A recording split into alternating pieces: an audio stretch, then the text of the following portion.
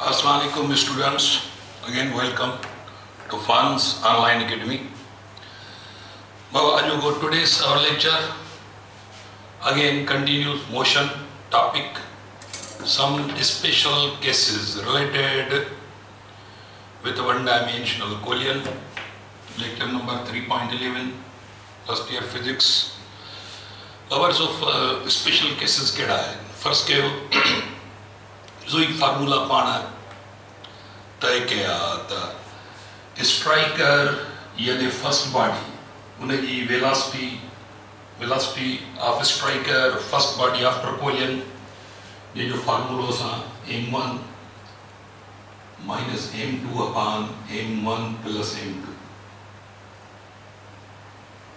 u1 plus 2m2 upon m1 plus m2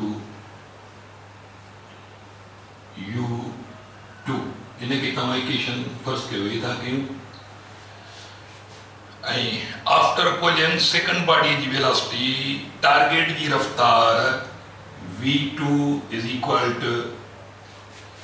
2m1 upon m1 plus m2 u1 plus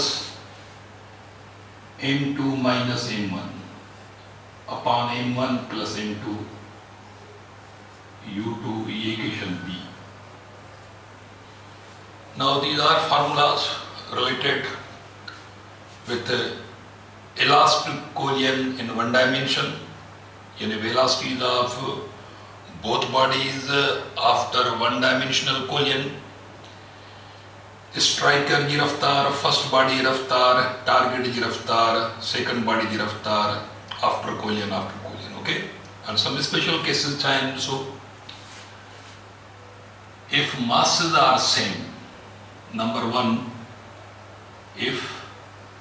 masses are same, जगह बिनी जा masses saga है, इकड़ी body है first के 1 kilogram दिया, B body 1 kilogram दिया, यानी ही अब m मास वारी है, ही अब m मास वारी है, छाकाण जो m1 बराबर है m2 तबनी के मास m था जी मुके। हाँ जगह फर्स्ट के हो ये body for example before collision इन जी रफ्तार है 4 मीटर पर सेकंड एंड बिफोर कोलिजन इन जी रफ्तार है यानी u2 is equal to 2 metre पर सेकंड तो आफ्टर कोलिजन छा थींदो बाबा वेलोसिटी एक्सटेंड थी वेंदी माना हिन जी रफ्तार हिन जी रफ्तार हिन में माना हिन जी रफ्तार आफ्टर कोलिजन जेका थींदी यानी v1 is equal to थींदी वनी u2 आई आफ्टर कोलिजन जेका हिन जी रफ्तार थींदी जेका v2 थींदी सा थींदी वनी जेका स्ट्राइकर जी रफ्तार यानी u1 जे बराबर। हाँ इन करण लाइ इन के प्रूव करण लाइ तव्हां छा कंदो तव्हां m1 is equal to m2 पुट तव्हां पुट कंदो m1 ऐं m2 is equal to m पुट कंदो इक्वेशन 1 में पुट के a में पुट कयो इक्वेशन b में पुट कयो m जी जगह ते m1 जी जगह ते m2 जी जगह ते m पुट कयो छाकाणि जो मास बिनी जो साॻियो आहे बिनी जो मास हिकु जहिड़ो आहे त पोइ तव्हांखे v1 हिते जेको वैल्यू मिलंदो u2 जे बराबरि मिलंदो जेको हिते वैल्यू मिलंदो उहो u1 माना इन मां साबित थियो त जेकर मास साॻा हूंदा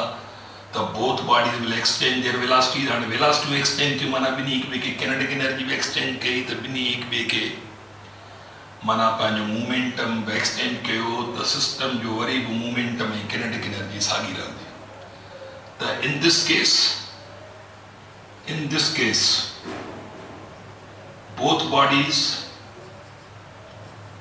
both bodies will exchange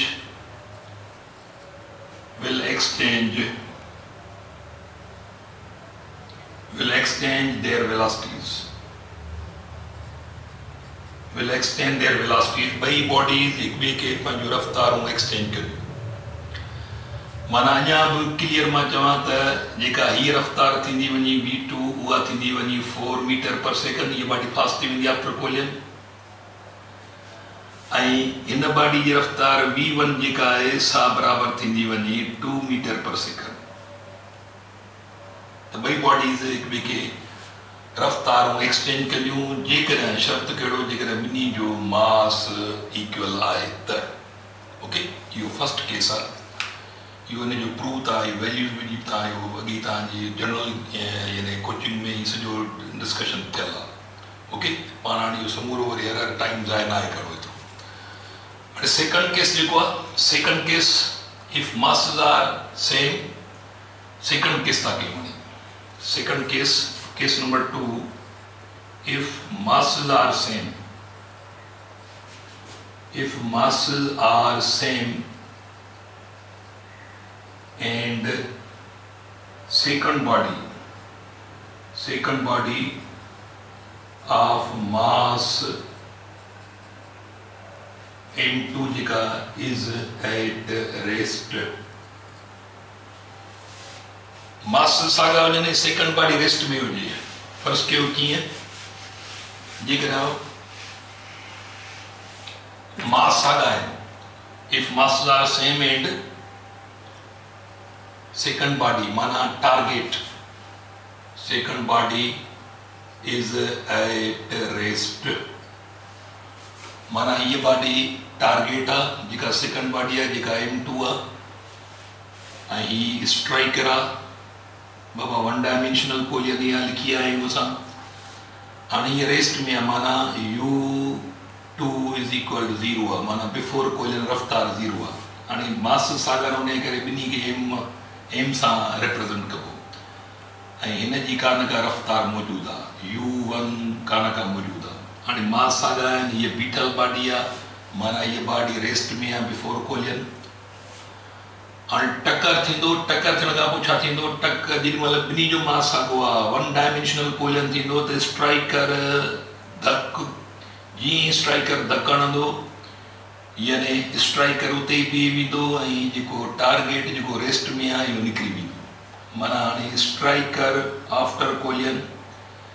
striker जी रफ़्तार जेका v1 सां ज़ाहिर कंदासीं इहा 0 थी वेंदी जॾहिं त टारगेट इहो निकिरी वेंदो जंहिंजी रफ़्तार v2 सां पर केतिरी रफ़्तार सां निकिरंदो जेका रफ़्तार स्ट्राइकर जी बिफोर कोलियन माना स्ट्राइकर जंहिं रफ़्तार सां हिन खे आयो हिन पंहिंजी टोटल रफ़्तार हिन खे ॾेई छॾी ही बीह वियो ही निकिरी वियो ताड़ी ही रिज़ल्टूं ईंदियूं आफ्टर कोलियन यानी तव्हां जेके हाणे हिन में छा थींदो पुट छा पुट कंदासीं पुट m1 ऐं m2 जी जगह ते m पुट कयो ऐं जेको आहे सो u2 इज इक्वल टू 0 पुट कंदासीं छाकाणि जो सेकंड बॉडी रेस्ट में आहे टारगेट रेस्ट में आहे ये अरेंजमेंट किथे पुट कंदासीं हिन इक्वेशन में तव्हांखे हिन इक्वेशन में जेको वैल्यू मिलंदो v1 0 मिलंदो ऐं हिन इक्वेशन में जेको वैल्यू मिलंदो यानी v2 after collision is equal to u1 मिलंदो त हाणे ही रिज़ल्ट आहे त आफ्टर कोलियन फर्स्ट बॉडी की रफ्तार 0 थी वञे ऐं आफ्टर कोलियन सेकंड बॉडी रफ्तार फर्स्ट बॉडी जे रफ्तार जे बराबर थी थिए जेका बिफोर कोलियन आहे त छा थियो रिज़ल्ट छा थी मिले पई त जेकॾहिं मास सेम आहिनि सेकंड बॉडी रेस्ट में आहे त पोइ आफ्टर कोलियन सेकंड बॉडी रेस्ट में थी अचे ऐं फर्स्ट बॉडी मूव थी थिए पई केतिरी रफ्तार सां जेका रफ्तार बिफोर कोलियन स्ट्राइक करनी है ओके तो इन में छा लिखंदासीं result shows that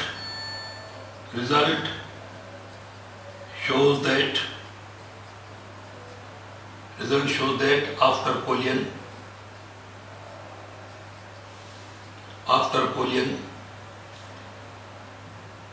the first body यानी जो स्ट्राइकर यानी first body becomes at rest and second body जो टारगेट है second body moves with velocity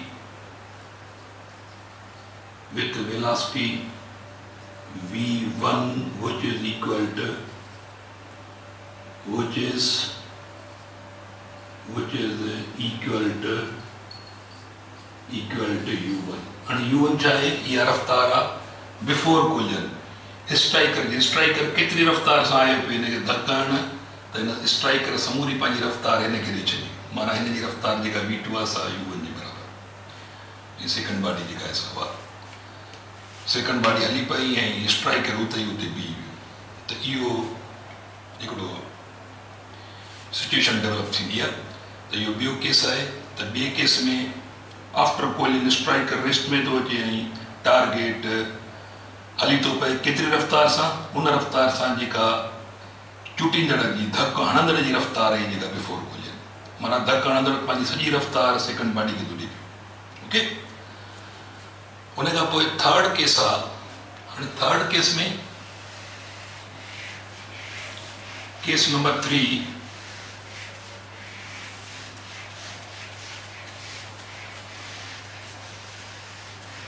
case number 3 when m1 is case number 3 when m1 is very less than m2 and the second body yani target second body is at rest ये third case आहे माना m1 very lace माना तमामु हिकिड़ी नंढी body आहे हिकु वॾी बॉडीअ सां थी टकराइजे हाणे m2 त हिते जेको मास आहे m1 जो m2 जे मुक़ाबले में निग्लिजिबल मास आहे हिते असां यूज़ कंदासीं m1 इज़ इक्वल टू 0 जे बराबरि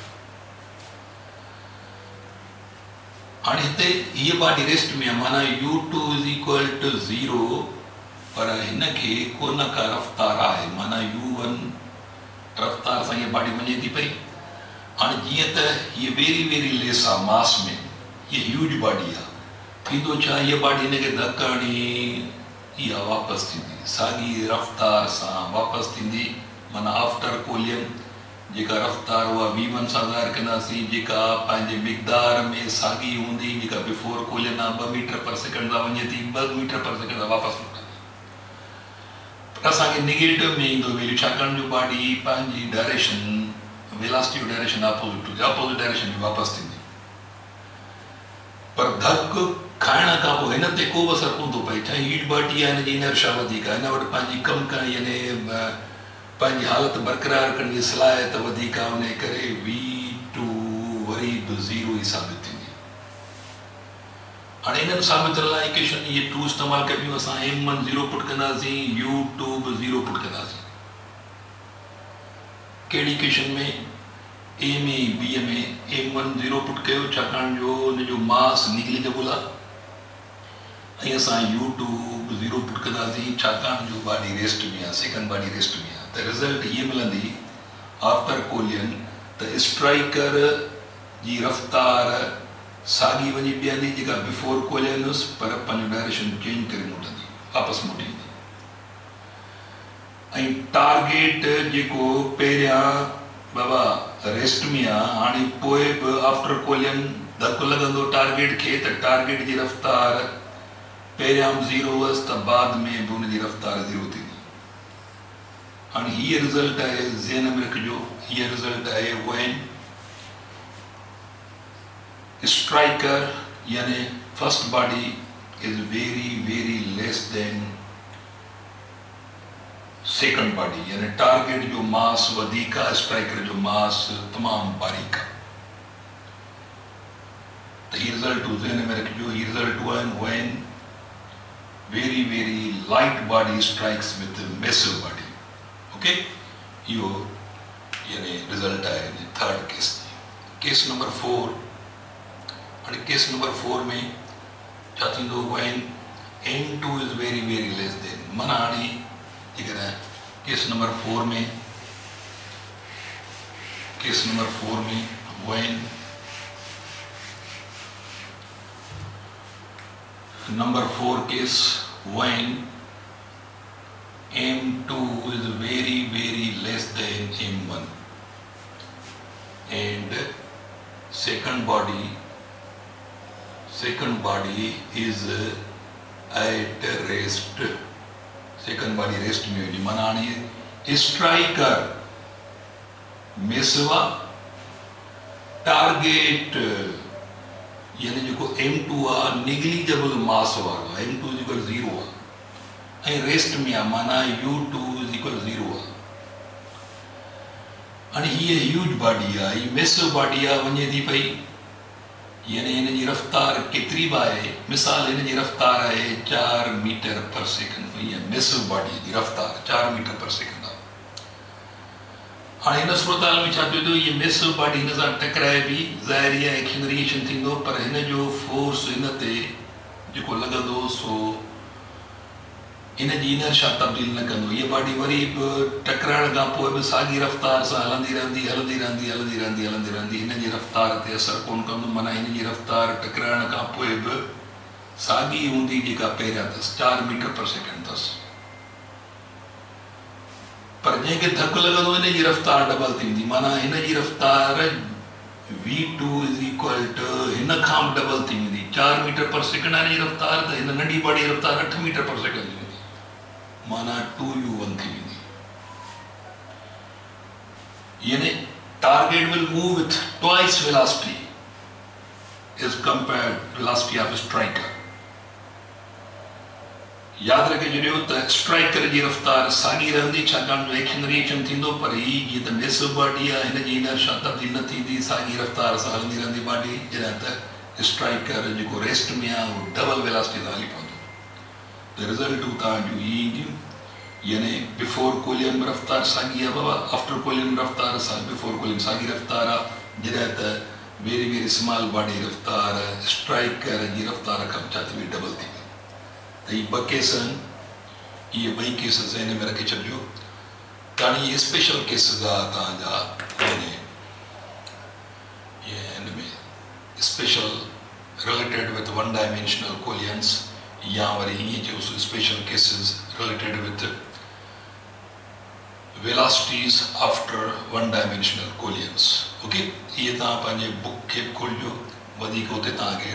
यानी लाइन बाय लाइन तव्हांखे शयूं पढ़णियूं आहिनि ही तव्हांखे थोरा घणा आइडिया क्लियर करणा पिया त इहो जेको लेक्चर हिते पूरो था कयूं असां वरी नई टॉपिक सां वरी पेश थींदासीं तेसिताईं पंहिंजो ख़्यालु कजो अल्लाह हाफ़िज़।